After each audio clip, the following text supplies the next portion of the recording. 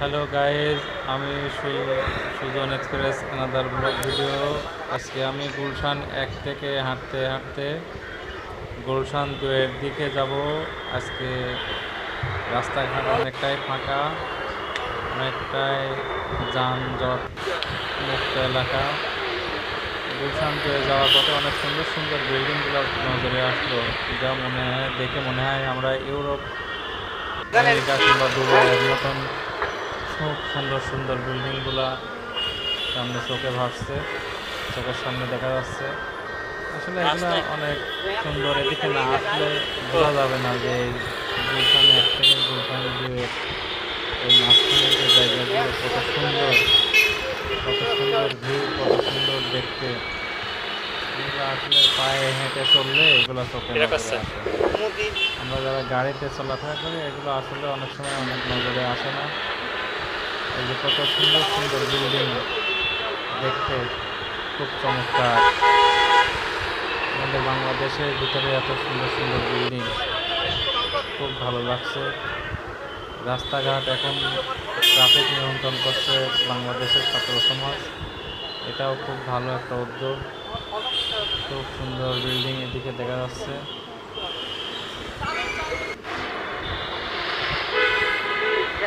এদিকে অনেক সুন্দর সুন্দর বিল্ডিং আছে। এটা হচ্ছে গুলশান 1 থেকে গুলশান 2 যাইতে সামনের এই দৃশ্যগুলো। এই যে এখানে কত সুন্দর পানির ফোয়ারা দেখছেন,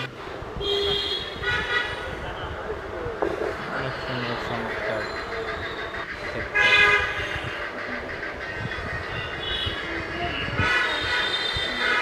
আমরা দুজন, আমি আর আমার দেখি, হাঁটতে হাঁটতে সেদিনকে গিয়েছিলাম, খুব ভালো লাগলো।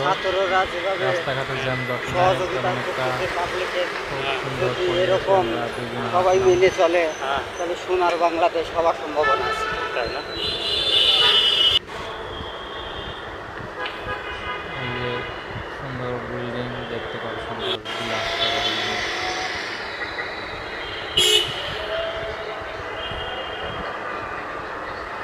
এই ঢাকার শহরে অনেক যানজট, অনেক বিলাসবহুল গাড়ি এবং এত দামি বিল্ডিং, তারপরে মানুষজন রাস্তাঘাটে শুয়ে আছে।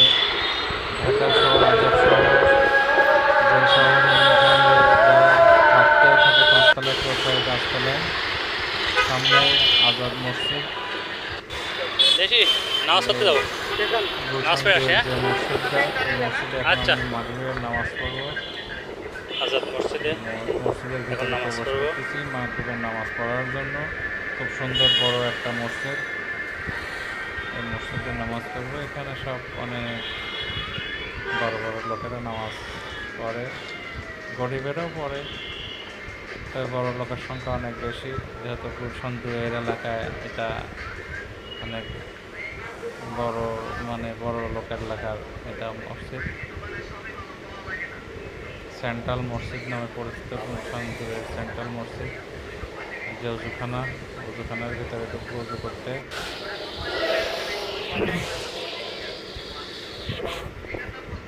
এখানে অজুখানা অনেক বড় জায়গা, অজুখানার ভিতরে